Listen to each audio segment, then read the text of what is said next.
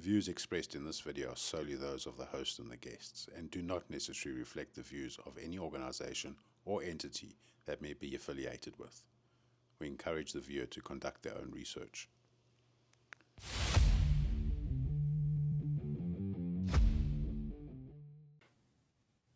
Hi there, and welcome to another episode of The Pack Breakers, a show dedicated to tobacco harm reduction and the people of tobacco harm reduction. If you just did a quick Google search on this gentleman's name, you'll quickly find out that this is probably one of the world's leading experts around tobacco harm reduction with regards to regulations, policies, and even sometimes comments on the science. I've learned a lot from watching and listening and even reading some of the stuff that Clive Bates has shared with regards to this entire segment of public health. And I'm very privileged today to have him as a guest. Clive Bates has had a long career in dealing with the harms of tobacco smoke, and that goes way back to his time at Action Against Smoking and Health in the UK. So I'm going to start the interview asking Clive, what is tobacco harm reduction? And the idea is simply that most of the harm done by cigarette smoking is caused by the smoke itself. It's not caused by the nicotine. So if people can take nicotine in a way that doesn't involve smoke, they can greatly reduce their risk. And we now have broadly 4 categories of products that can do that. So that would be vaping products, nicotine pouches, smokeless tobacco, and heated tobacco products. And any and all of them will have much, much lower risk to the user than any form of smoking because no one is inhaling smoke.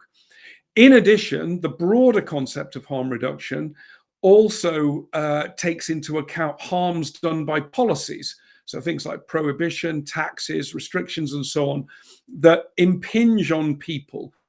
So a tax costs you money, eats into the household budget. So if you can find a way of avoiding that by switching to a lower risk product, then that's good more broadly than just for your health. So there's both a health and welfare aspect to tobacco harm reduction. But Clive, we're getting so much kickback around this approach to reducing the harms of smoke, or cigarettes, tobacco cigarettes. Why do you think this is actually occurring? There's enormous amount of kickback from a host of health authorities, politicians, even the media around this approach to dealing with a very, very pervasive, stubborn problem the world has been facing. Look, I think you're asking the biggest question here, because on the face of it, we have now a technology solution that solves the problem of smoking that we've all been working on for 60 years or more. Yet there has been tremendous opposition to it. And I can think of at least 2 main reasons why. First of all, I call it sort of institutional inertia. We set up a huge amount of institutional capacity to fight the harms caused by smoking. So there are public health departments, there are tobacco control organizations, there are medical societies, all of which are hostile to smoking. And they're just carrying on. They're being hostile to the new thing that looks a bit like smoking. And then secondly, and probably more importantly, I think it's a kind of like cultural thing. The thing here is that people who've been trying to solve smoking, this problem of smoking so far, have had a toolbox that is strong in state-based measures, punitive, coercive, stigmatizing, trying to basically force people into quitting smoking using the powers of the state. Now, along comes something completely different. This is something where, respects the autonomy of the consumer. People quit smoking on their own initiative with their own money and for their own benefit. It's a process that goes on in a marketplace with private sector innovators and empowered consumer choice. Now, that's a completely different playbook to the way that tobacco control in general has worked, over the last sort of 50 years or so, where it's restrictions, punishment, and stigmatization have been the main sort of drivers. So I think it has run up against a sort of cultural barrier. And then maybe a final thing is the identity of people who have been working in this field. I mean, many people, given their careers to this, their personal identity, their their personal prestige, their institutional positions in universities, in organizations, all depend to some extent on solving the problem and fighting the industry. And this, in a way, takes that away from them. And I think they've responded in many cases, not always, of course, but in many cases, they've responded in quite predictable ways to what is a challenge to something that's quite core to their identity. And I think what doesn't help is that it's now perceived that the traditional enemy is also now part of that solution, which is a massive mistrust around that. So the involvement of tobacco companies in these spaces has now also created some complexity to these discussions. Yeah, I agree with that. I mean, the tobacco companies bring with them a sort of reverse Midas touch, and bring their reputational baggage into the picture. But my view on that, I mean, they're economic actors. They go where the money is, and we shouldn't be surprised by that. It's a good thing if they are migrating from being in the sort of merchant of death business that we've challenged them over for so long, into a kind of nicotine business that is much less harmful. Why should one oppose that rather than support it? To me, it's the right direction for them to take. The only real problem here is that not all the tobacco companies are doing that. The state-based tobacco companies tend not to be doing it, but also the amount of resistance that they're getting.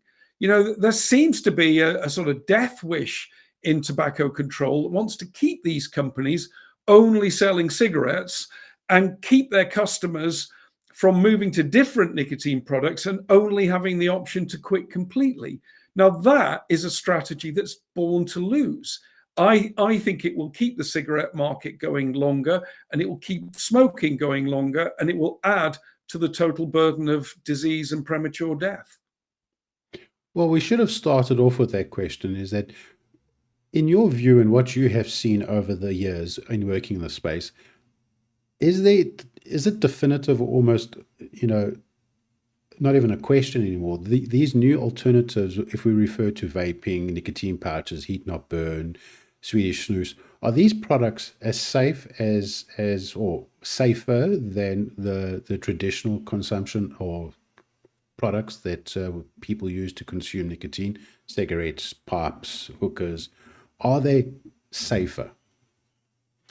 Well, they are. The language I would use would be the kind of language you would use in law.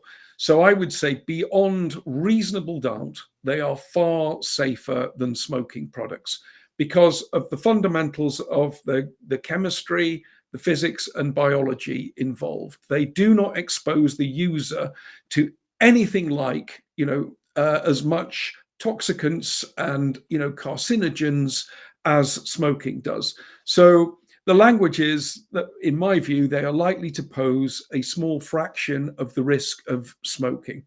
Now, people say, well, you don't have the long-term effects, and you don't know this, you don't know that. And it's true. We don't have the benefit of time travel. We cannot go forward 50 years into the future and retrospectively monitor people that have only used these products and no other for 50 years and see what happens to them. Okay, but that's a common problem in life. We often deal and we often make policy decisions based on unknowns. We don't know everything. We don't know everything about how the climate is going to change, for example. But based on what we know now, we are willing to take action on it. And we have to do that with tobacco and nicotine products.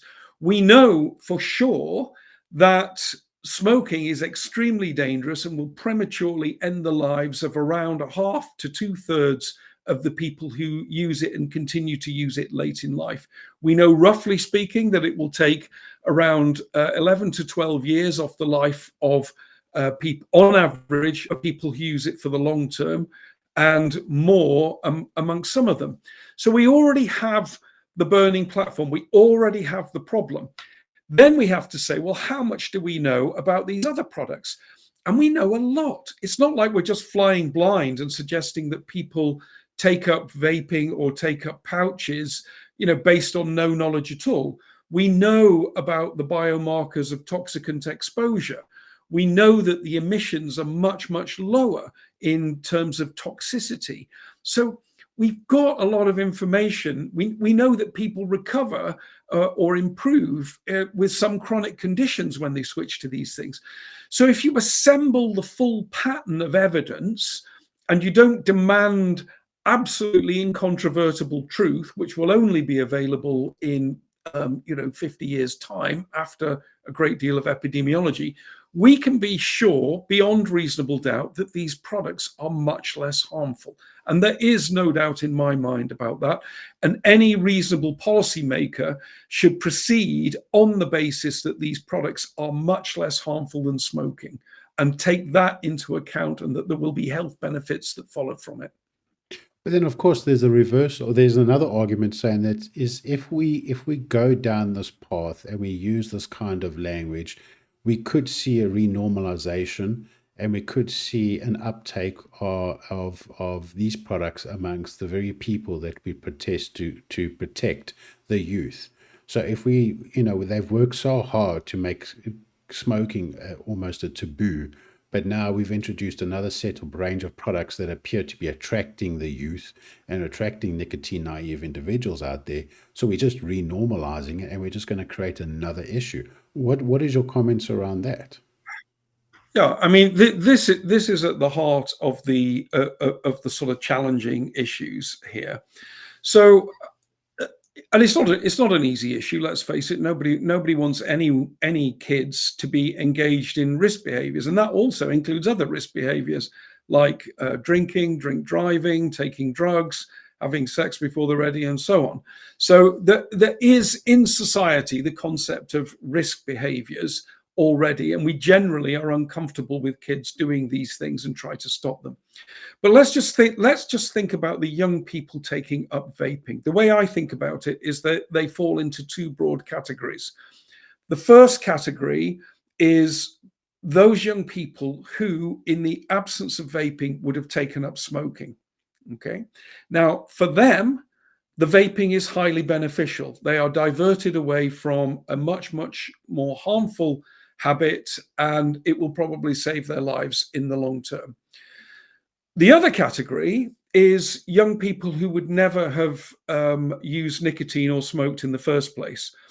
Now, for them, this is a net additional harm. But the things to say, it's not that harmful. It's not something we would welcome or endorse, of course, but it's not that harmful compared to cigarettes, not that harmful compared to other risk behaviors. Because the people doing it wouldn't have been smokers, by definition, in a world without vapes, they're probably not going to be those people who are inclined to be dependent. They're probably going to be light and experimental users, and probably transient users. Now, I know that's no comfort to a parent whose kids start vaping, but as public health experts and professionals, that's the way we have to think. We have to think not just about adult smoking cessation, but we have to think about the benefit to young people who would otherwise smoke. And we have to get into proportion the risk to kids who take up nicotine who would never have used it. It's a much more benign habit when it's decoupled from smoking. It starts to be closer to closer in risk to the concept of moderate alcohol consumption, caffeine consumption, that kind of thing. Not saying it's equivalent, but that's the way we need to think of it over the long term.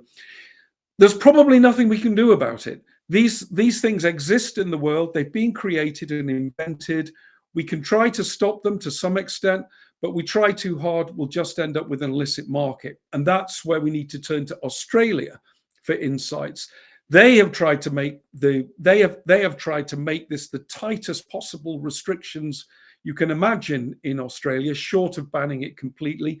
And they now have, 90+% of the market is illicit. So the vaping products are available, but just not in lawful regulated form.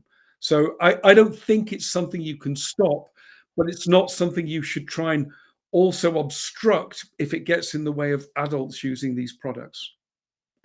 Because I mean, and also if we look at, these fears were, brought to the fore in 2016, 2017, where they expressed that any child or any youth that started vaping would automatically, or at least a large percentage of them, would then move into traditional cigarettes, a gateway effect.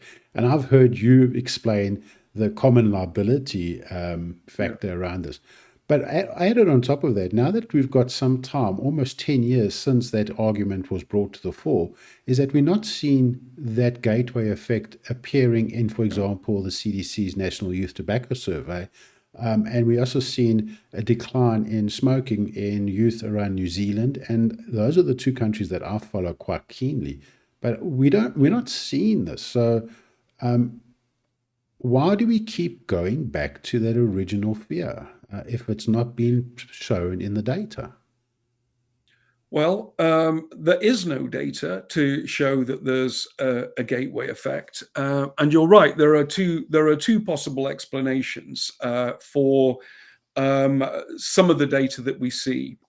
Okay, the first is that you take up vaping, and that somehow increases the likelihood that you will take up smoking. Okay, that's not been found. The second, which you call the common liability theory or shared risk factors or confounding, is that the underlying psychosocial drivers of nicotine use are the same for vapers and for smokers. In other words, it's things to do with you, your genetics, your family circumstances, your mental health, your community. These are the things, your peer group. These are the things that incline young people to use nicotine, and they incline them both to use it in vaping and smoking. So you tend to see people who vape would also be smokers, people who smoke would also be vapors.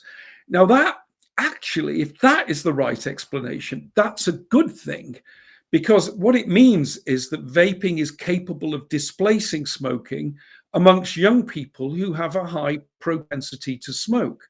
And therefore, it's the opposite of the gateway effect. It makes it more likely that people who would previously have smoked will take up vaping and, never smoke, or, smoke less, or will move to vaping later in life, in which case they would avoid nearly all of the risks associated with smoking. So which of those two explanations is right matters crucially. And all the evidence now suggests that the common liability or shared risk factor explanation is by far the most persuasive in interpreting the data for the reasons that you gave, Kurt, which is that, we've seen in places where there's been rapid uptake of vaping amongst young people, we've also seen rapid declines in smoking, which is what you would expect if the products function as substitutes, which they do. So now let's break into the mess that South Africa finds themselves. You've been involved, somewhat in discussions around South Africa. You've attended meetings. You've submitted submissions to the process, and you do. I hope to think that you do follow it somehow from the UK as to what's happening here. What is your view of what's happening in South Africa, the way you see it currently? Well, I think the situation in South Africa is internationally significant. I mean, it's important for South Africans, of course, but it's also more than that. South Africa often takes a leadership voice on international affairs. It's it's a powerful and persuasive African country, and there is an attempt in South Africa to establish what looks to me like model regulation intended for use in low and middle income countries, which looks to me like it's been drafted in the United States, or it looks like it's the idea that some people have of what good regulation should be like. And I actually don't think it's good regulation. It's really bad. It's way too stringent. It takes no account of the realities of the South African tobacco and vaping market. It's indifferent to how illicit trade and workarounds would happen. The informal economy is completely hostile to tobacco harm reduction, whereas actually in a country like South Africa, that would be a great strategy for helping people to get off smoking and avoid most of the risks. So it looks to me like regulation that's been drafted by determined prohibitionists, people who only think that abstinence is the only valid and right answer, and not pragmatists who actually want to solve the problems and deal with disease and premature death in South Africa. And that to me is a major error. And it looks to me like they want to try to generalize that around the world by creating this sort of model regulation. But it won't work in practice. We saw that with the attempts to ban tobacco outright during the COVID period. It just made the situation far worse. It nurtured illicit markets that persisted well after the measure was reversed. And therefore, it's created a lawless environment in which most of the market is now becoming unregulated and in the hands of criminal networks or corrupt entities, and that's never a good place to be. And I mean, as you said, South Africa's got a well-established, very sophisticated illicit trade market, not only in tobacco, and vaping would just fall perfectly in line with what's happening over there. And I'm very glad you touched on the harm reduction thing, because sometimes I often feel like a kid pressing his nose against the shop window when we consider harm reduction with regards to the fight against HIV and AIDS in South Africa. At one stage there was this denialism, and there was this objection against pharmaceuticals and being pragmatic with free condoms and free prophylactis ARVs and so forth and so on. And now we've got almost the same situation with tobacco, but we have forgotten all of that learnings, and particularly around our society, from HIV and AIDS. And it's becoming so frustrating to say, because we understand how this works in South Africa. Why aren't we using those lessons in dealing with tobacco in South Africa? It's just, I pull my hair out. It's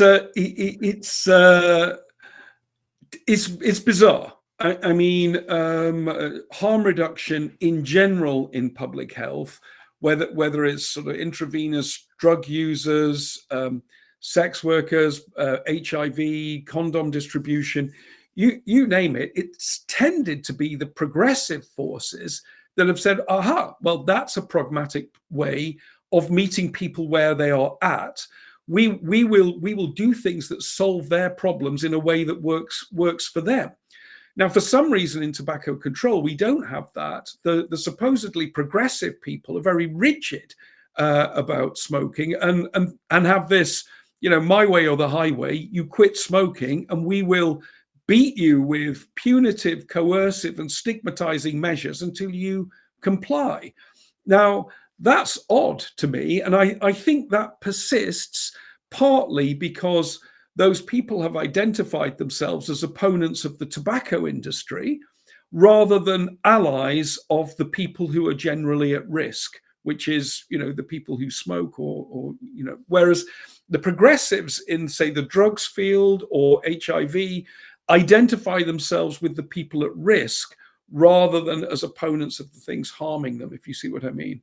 So I think there's a sort of asymmetry here that has meant that people who should be progressive and should be in a pragmatic problem-solving mode are actually taking a counterproductive ideological stance against harm reduction because they're more interested in opposing the tobacco industry than they are in helping the people at risk. Chasing mumbles and slaying dragons, I suppose. So finally, Yeah, Clive, it's a bootlegger and Baptist problem. Yeah. yeah. So finally, Clive, what do you think the average South African vapor should be doing with regards to having their voices heard on this matter? Well, first of all, if I was a South African vapor, I would try to remain confident in vaping as a health strategy for myself, despite all the nonsense that you see in the newspapers, despite all the bogus studies and stupid messaging saying that there's no difference in risk or it's not safe and all this sort of thing. It's a good strategy if you would otherwise smoke to quit smoking and stay off the cigarettes. Okay, so retain confidence in that. Second thing I would say is join an organization. If there are consumer organizations who will stick up for you, then find them, support them, write letters when they tell you when they suggest it, when they give you advice on how to intervene. If you can afford it, chip in some money, but even if you can't, just stay on top of that because they will help you navigate through how to be effective, when to write, who to write to, how to make your voices known, what the issues are, and so on. Everybody can be an activist with or without an organization. So you can always write to a newspaper, you could always contact an elected official. And the centerpiece of that don't try and be professor of vaping or a university academic. Tell your story. Tell your story about how it worked for you, why it works, and why you would be worried if somebody took it away or turned you into a criminal or engaged you with criminal networks to do it. I think there's two pathways in politics. One is the analytical pathway in which policy analysts and scientists fight themselves to a standstill with graphs and odds ratios and so on. And then in politics, there's a much more intuitive pathway, which is lived experience, anecdote, people who do things. And ironically, it's the latter, I think, that is more persuasive often. When you've heard from somebody and the struggles that they've been through, why it works for them, how it works for the people they know, what would happen if restrictive, coercive regulations came in, that really does persuade people in politics, or else it should do. So I would keep making your case and making your story known. Well, thank you very much, Clive, and thanks for taking the time to have a chat with us. I know it's brief, I know it's quick, and so forth. But I'd like to reach out to you in the future when there is changes happening in South Africa to get your view on the whole thing. And I'd like to personally thank you for everything that you've done in this space. I know that I've reached out to you a number of times to get some clarity on certain things and so forth. So thank you very much. I really do appreciate it. And thanks for joining the Pack Breakers. Okay, Kurt, it's been a pleasure as always, and of course, I'm very happy to come back at any time in future as events unfold. And thank you for everything you do in South Africa. You're my source of inspiration in South Africa. So good on you, and keep it up. Thank you very much, sir. Well, there you have it, folks. Clive Bates. I kind of like the way you ended the interview by providing advice to the average vapor, South African vapor, and how they can get involved in the process. And that's by sharing your story.